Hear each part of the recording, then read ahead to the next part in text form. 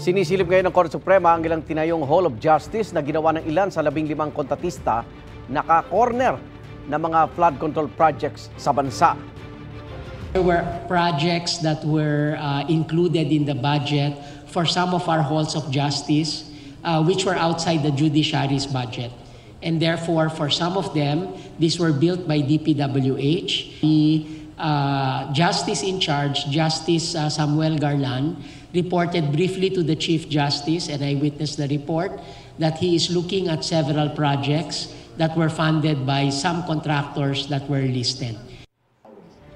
Ayon kay Supreme Court Senior Associate Justice Marvic Leonen, karamihan naman daw sa mga proyektong Hall of Justice ay kumpleto at tatapos na.